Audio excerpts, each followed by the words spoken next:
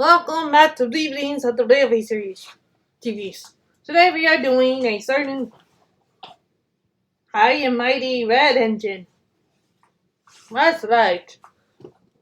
Exchange time. Anyway. And people gotta watch this video. People gotta stop not watching my stuff. It's annoying. I make these videos for people to enjoy them, not to post and I get no views. Dumb.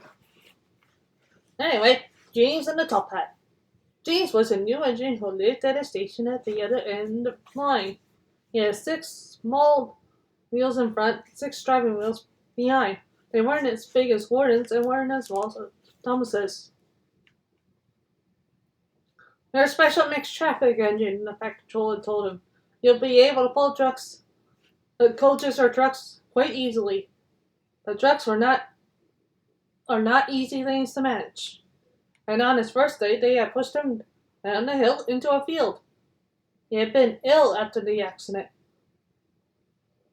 But now he had new brakes and a shiny coat of red paint. The red paint will cheer you up after the accident, said the Pack Controller kindly. You are to pull coaches today, and Edward shall help you. They went together to find the coaches. Be careful with the coaches, James, said Edward. They don't like being bumped. Trucks are silly and noisy. They need to be bumped and taught to behave. But coaches get cross and will pay you out.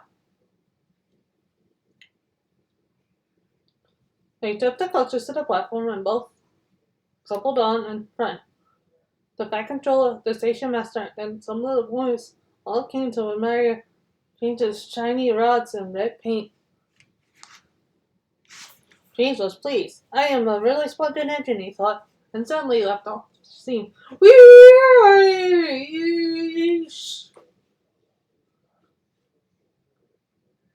The Pack Controller, the station master, and the guard all jumped, and the shadow ward fell on the Pack Controller's nice new top hat.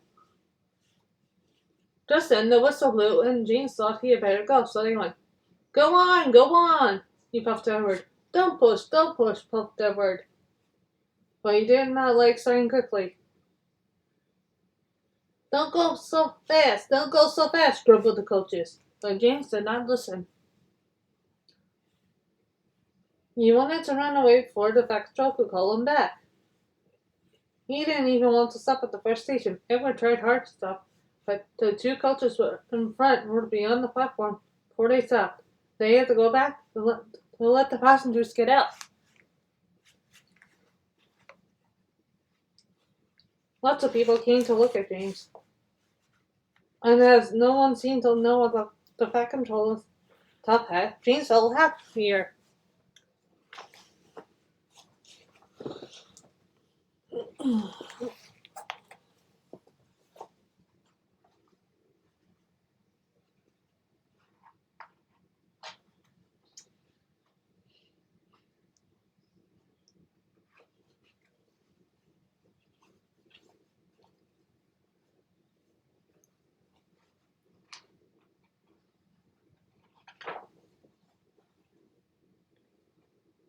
Presently, they came to the junction where Thomas was waiting with his 2 coaches.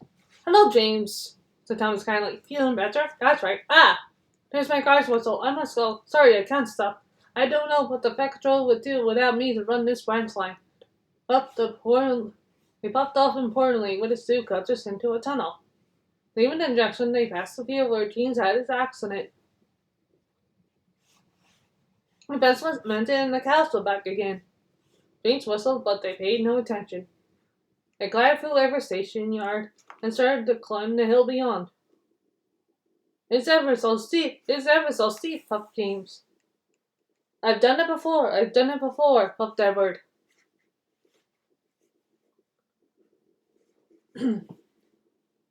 It's steep, but we'll do it. The 2 engines puffed together as they pulled the train up the long hill. They both rested at the next station. Edward told James had worn it stuck on the hill, and he had to push him up. James laughed so hard that he got hiccups, and surprisingly in the black bonnet. She dropped all her puzzles, and two boys, the station master and the guard, had to run after her, picking them up.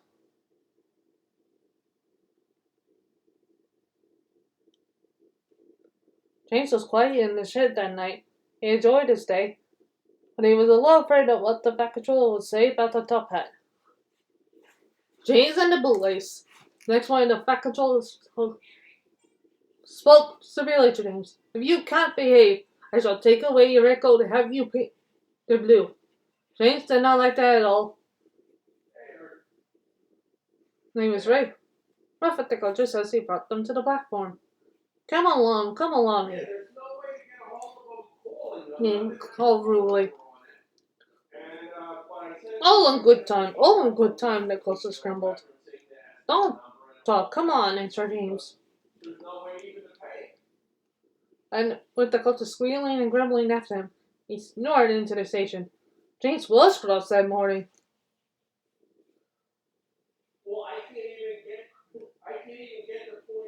The back controller had spoken to him, the coaches had told, and worst of all, he had to fetch his own coaches.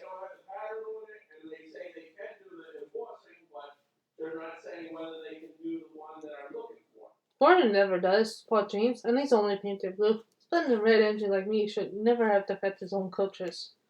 And he often snorted around to the front of the train and backed on to it with a roof bump. Oh, groaned the coaches. That was too bad. To make James even more cross, he then had to take the coaches to a different platform.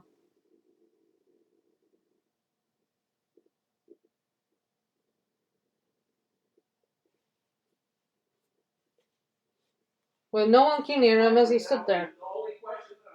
The Fat Control was in his office, the station master was at the other end of the train with the guard, and even the little boy stood a long way off. James felt lonely, also them said to himself.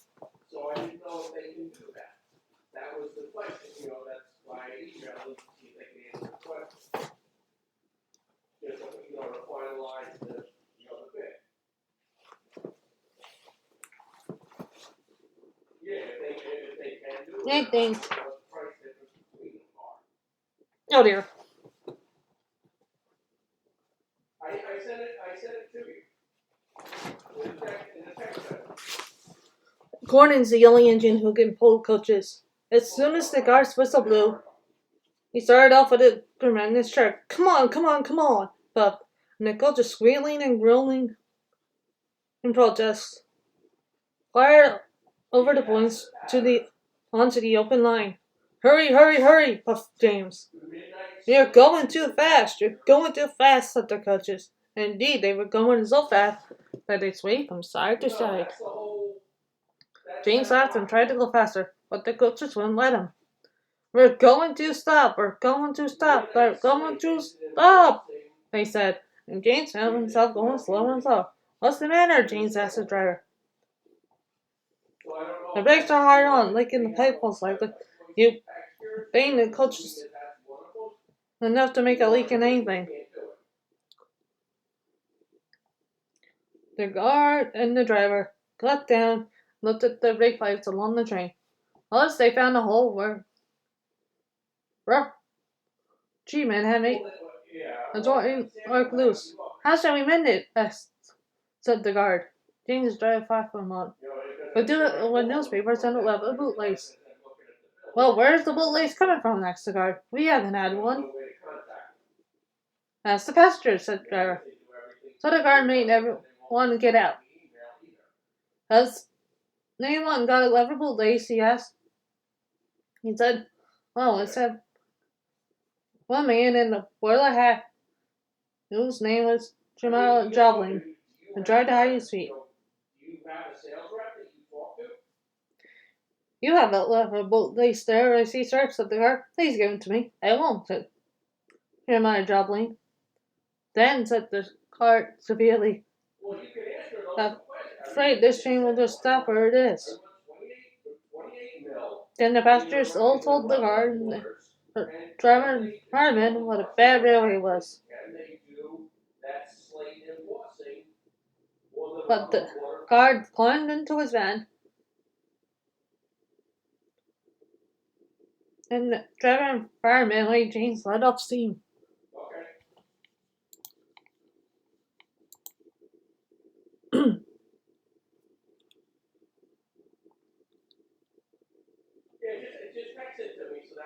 So they told Jeremiah Joplin what he was a bad man said. Unless he gave him his license. Driver had a newspaper.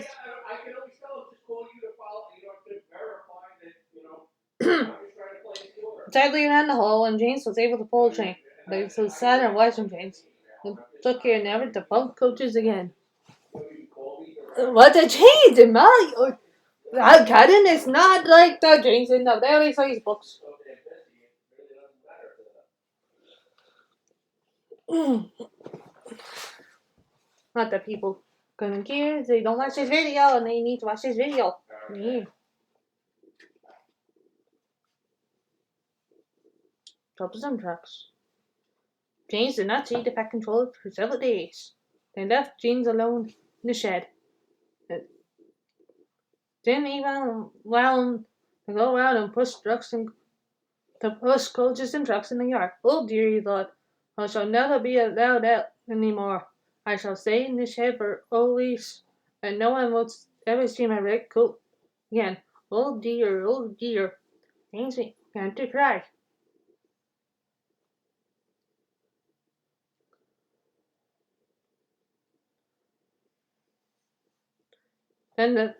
Just then the pet controller came along. I see you are sorry, James, he said. I hope now that you'll be a better engine. You've given me a lot of trouble. People are laughing at my railway. I do not like that at all. I'm very sorry, sir, said James. I will try hard to behave.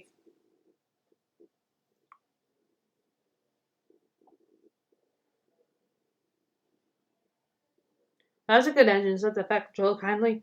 I want you to pull some trucks for me. Hold on and find them. So James puffed happily away.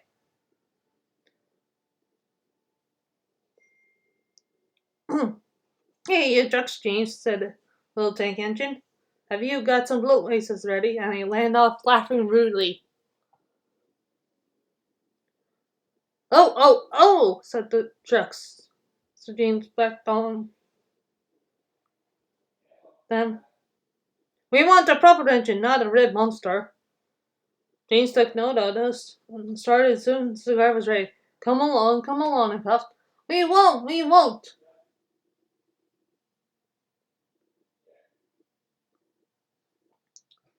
Screamed the trucks, but James didn't care, and he pulled the lifting trucks sternly out of the yard.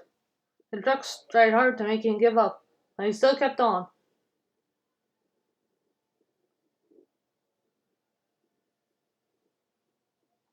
Sometimes their legs would slip on, and sometimes their axles would run hot. Each time they would have to stop and put the trouble right, and each time James would start again, determined not to let the trucks beat him. Give up, you can't pull us, you can't, called the trucks. I can, I will, puffed James, and slowly but surely, he pulled them along the line.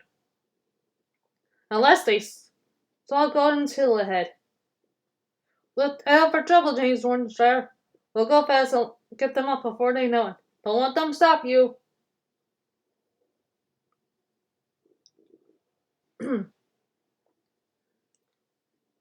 So James went faster, and soon they were halfway up the hill. I'm doing it, he panted.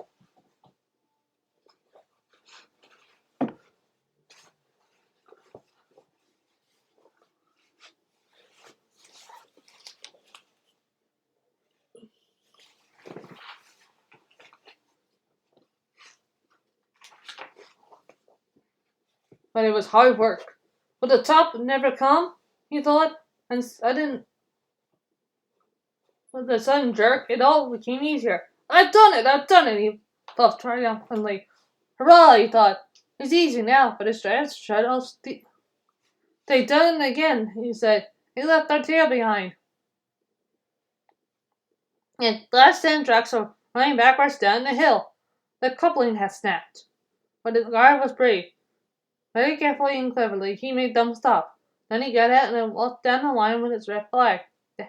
That's why it was easy, said James as he patted the trucks carefully down. What a silly things trucks are. It might have been an accident.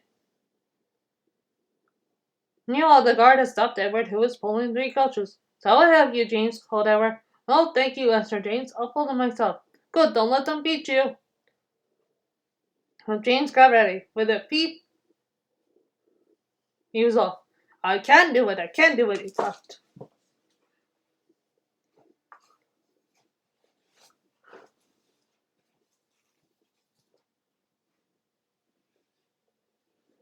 He pulled and puffed as hard as he could. Peep, peep, peep, peep. You're doing well, whistled Edward. As James slowly struggled up the hill, a glass of smoke and steam pouring from his funnel. I've done it, he panted, and disappeared over the top. They reached their station safely. James was resting in the yard. I never puffed by with a cheerful peep peep. Then walking towards him across the rails, James saw the Fat Controller. Oh dear, what did he say? He asked himself sadly. But the Fat Controller was smiling. I was in Edward's train. I saw everything, he said. You made the most troublesome trucks on the line behave. After that, you deserve to keep your red coat. Mar, mar, mar.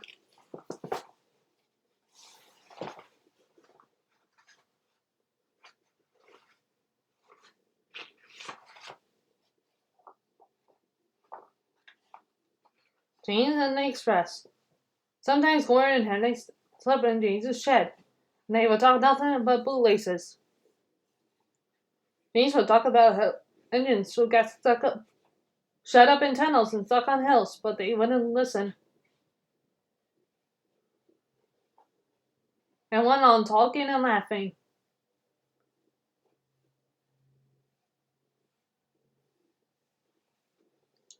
You talk too much, little James, Gordon would say. A 5-star engine like me is something to talk about. I'm the only engine who can pull the Express. When I'm not there, they need 2 engines. Think of that. I pulled expresses for years, and never once lost my way. I've seen all the right line by instinct, said Gordon proudly. Every wise engine knows, of course, that the signal man works the points to make the engines run on the right lines. But Gordon was so proud he had forgotten. Wake up, James, he said next morning. It's nearly time for the express. What are you doing? Odd jobs? Oh well, we have to begin somewhere, don't we? I know. Now, get my coaches. Don't be late now. James went to get Gordon's coaches. They were now all shining with lovely new paint. He was careful not to bump them. And followed him so smoothly into the station, singing happily, We're going away! We're going away! I wish I was going with you, said James. I would love to hold the express and go flying along the line. He left them in the station and went back to the yard. As the schooner was knowing and blowing enough steam back onto the train. The back controller was on the train with other important people. As soon as they heard the guards whistle, Gordon shouted, look at me now, he puffed, and the coaches glided at them out of the station. Poop, poop, poop. Goodbye, little James. See you tomorrow.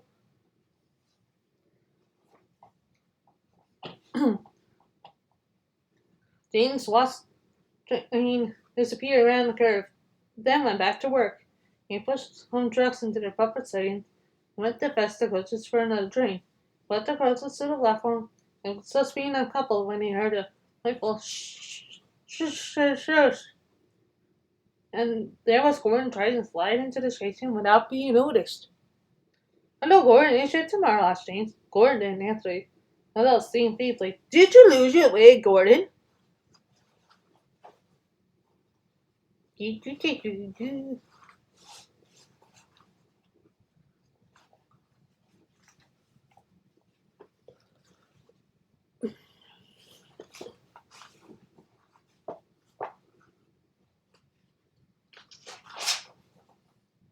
No, it was lost for me, he answered crossly. I switched off the main line on the loop. I had to go roll all around and back again. Perhaps it was instinct, said James finally. Meanwhile, all the passengers hurried to the booking office. We want our money back, they shouted. Everyone was making a noise, but the Vectro climbed onto a trolley and blew the guard's whistle so loudly that they all stopped to look at him. And he promised them a new train once. Gordon can't do it, he said. Will you pull us for us, James? Yes, sir, I'll try.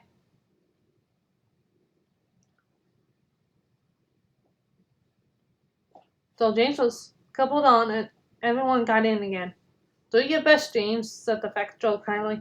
Then the whistle blew, and he had to run to get in. Come along, puffed James. You're pulling us well, said the coaches. Hurry, puffed James. Bridges and stations flashed by. The passengers leaned out of the windows and cheered, and soon they reached the terminus. Everyone said thank you to James. Well done, said the Vectro. Would you like to pull the express sometimes? Yes, please, answered James happily. Next day, when trains came by, Gordon was pushing trucks in the yard. I'd like some car work for the trains. He said, I'm teaching these trucks manners. You did well with those sculptures, I hear. Good. We'll show 'em. And I gave his trucks the bump. And then cried, oh! James and Gordon are now good friends. James sometimes takes the express to give Gordon a rest. Gordon never talks about bootlaces, and they are both quite agreed on the subject of trucks. Alright, tomorrow we are doing Toby the Tron Engine. Thank you guys for watching, and bye.